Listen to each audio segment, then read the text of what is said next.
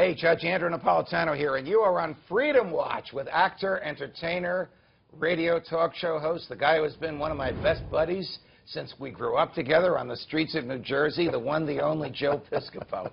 Joey, always a pleasure. A lot of people don't believe it when you tell them that you and I are boyhood friends, but of course it is true in the great town of Bloomfield, New Jersey. And the story I love to tell, the Brookdale Elementary School, where I was a punk and a wise guy and a bad kid, the judge, and I remember this like yesterday, and I don't know why I remember it so vividly. We would be running around causing trouble in the playground, and then there was like the asphalt, then there was the grass part of the playground. Remember Brookdale School, yeah. where the baseball field was to the right? Right. You would be walking, methodically walking.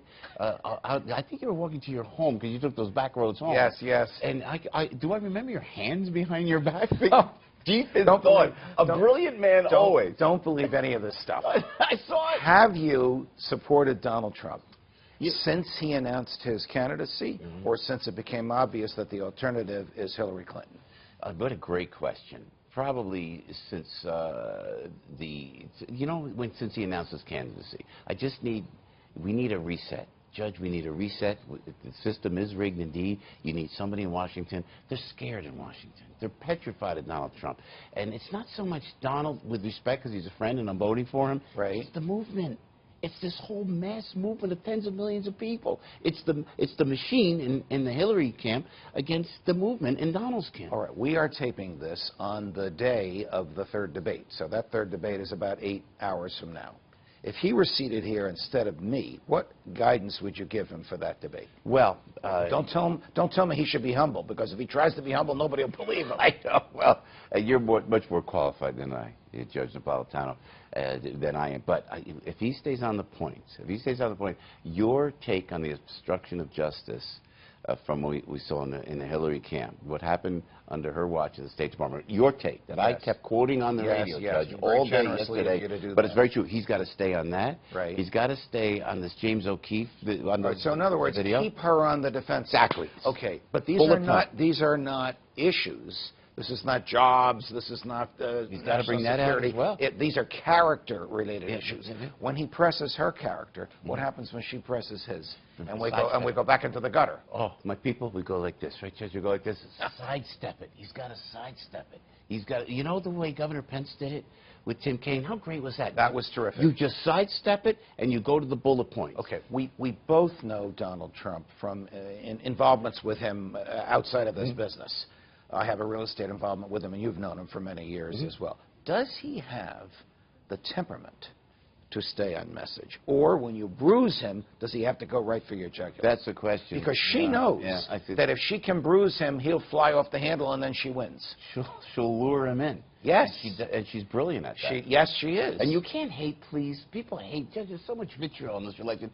Don't hate Hillary. There's no reason to hate. You just made the best person win. But, yes, she will lure him in. Does he have the ability to defray that or to avoid that? That's a great question. My column coming out tomorrow argues that the presidential election is devoid of intellectual repartee. It has failed to address the proper role of the federal government in our lives.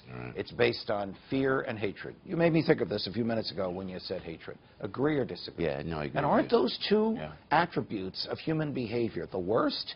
Fear and hatred? Should we really choose a president because they hate one or fear the other? Yeah. And why does the press go with all the lurid details? The press should just put it aside. And I think when Mr. Trump says it's a rigged system, he's right, and he means the way the mainstream media, and I think he'll agree with that they just always go with that, the lurid as opposed to the facts. Is he saying rigged system to prepare his supporters for defeat, to convince himself that his likely defeat is not his fault, or because there's real evidence that it's rigged? There's real evidence that it's rigged. He's trying to embolden his troops. Get the people out. Because I think what's going to happen, and I may be very wrong, but I really think, and only I know from my radio show, from online, people are going to come out. Tens of millions of people are going to come out voting for Donald Trump who have never registered to vote before. You think the polls are wrong and we're going to have a President-elect Trump in 4 weeks? You know what? Come on. You don't judge. You know me. If I may. I've known you for three-quarters of your life. I know. And you're such a grounded, wonderful guy. But you're one of the most intelligent men that I've ever met in my life. But I like the drama of it all. Barack Obama and Donald Trump in the back of the limousine on Inauguration Day when Trump wins. Come on! You want a Saturday Night Live camera there. Listen, a GoPro camera, Obama and Donald Trump on the way to the Capitol inauguration. Would It you would be like FDR and Herbert Hoover, each looking the other way. I would love that. Off the wall now. When all this is over, might your name be talked about in our home state of New Jersey for any very high office in which there'll be a vacancy there in another year? It might.